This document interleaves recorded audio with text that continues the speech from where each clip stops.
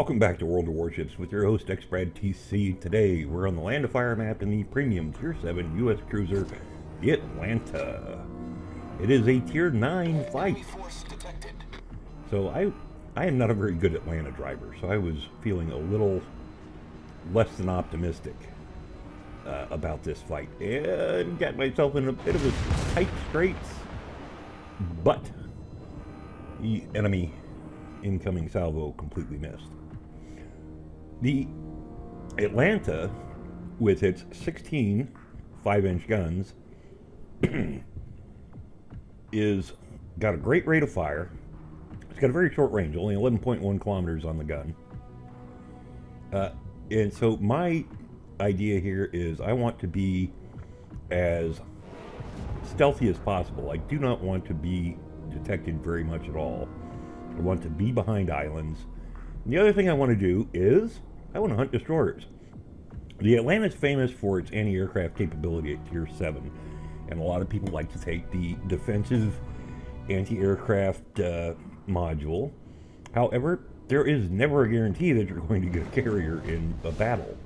But you know what you're always going to run into? You're always going to run into enemy destroyers. So we go ahead and use some credits to bump up our repair capability, use the Hydroacoustic Search 2, and the Surveillance Radar Search 2. And there's a technique, excuse me, to using radar properly.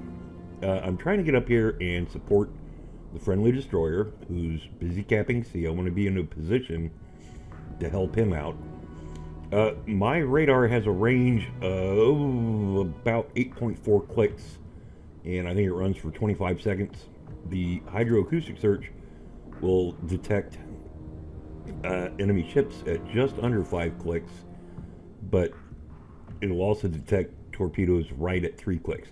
Now here's the thing, I'm detected, but I don't know if, because I've got a surface detection range of right around 11 clicks, I don't know what has me detected. I really suspect it's an enemy destroyer, but I don't want to just pop my radar. No longer detected, which means I'm safe from enemy gunfire. Slowing down a little bit. I suspect very strongly there's a destroyer over here. And we're going to go ahead and use the Hydroacoustic, because what I don't want to do is stumble into enemy torpedoes. Detected again, and there's the enemy destroyer. I do believe, what is that, an Akatsuki? Rounds out, he immediately slams on the brakes. For some reason I had AP loaded. Now I know he's in range, pop the radar, rounds out. Trust me folks, I'll get around to switching to HE. I've spotted the torpedoes, there's the HE. He realizes that he's on radar, but almost being on radar, he's not going to get away going backing down, but we were able to finish him off. We've dodged the torpedoes, and we're safe. That, folks, is how you use the hydro and the radar. I have never done it as nicely as that, and I'm kind of pleased as punch with myself between knowing when I'm detected and counter-detecting enemy, using the hydro, and then using the radar to polish them off. So we've got Charlie, we've also got Alpha, and the enemy is clustered around B. By the way, I was very pleased with my performance in this fight, but let's be honest, the rest of my team did a spectacular job. We've lost 2 cruisers, and in trade we've taken out a destroyer and 2 cruisers. Those numbers are only going to go better and better and better in our favor, and we have the advantage in that we're controlling the flanks. We're able to fight inside, that is, move from the flanks towards the center, which means the enemy is faced with the prospect of having to fight on both sides, whereas everybody on our team can pretty much guarantee that they only have to pay attention to contacts on one side. And took down a battleship. Didn't see who did that. Yes, my team did very well. You'll notice I am still using the island for cover. I'm trying to get close to that enemy Nagato but I do not want to be exposed to a bunch of other enemy ships. There's an Iowa over there who would delete me in a single salvo with no trouble whatsoever if he knew I was here. And I am just going to pull out just far enough to get shots on the Nagato. Nagato is sitting still. He's just starting to back down. We are aiming for the superstructure. We're trying to get penetration on the superstructure. We're not going to bother trying to get through the belt armor on this guy.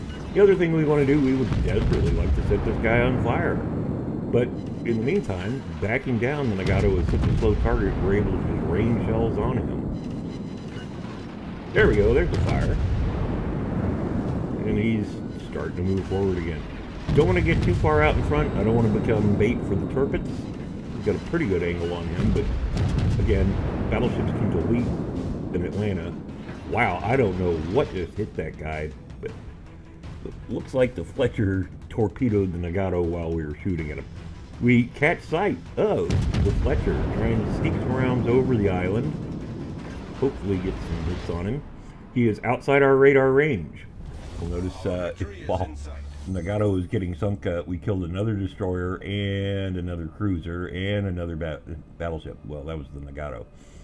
So, want to be undetected, and then we want to start moving forward. Here we go, moving forward. We know the Fletcher is going to show up again somewhere. We're trying to get inside radar range for the Fletcher. Takes a little while to accelerate and move up. The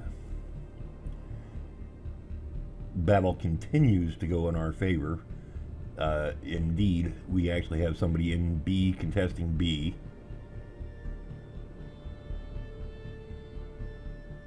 Our Monarch in there. He's not going to last long, I don't think. Yeah, he's toast.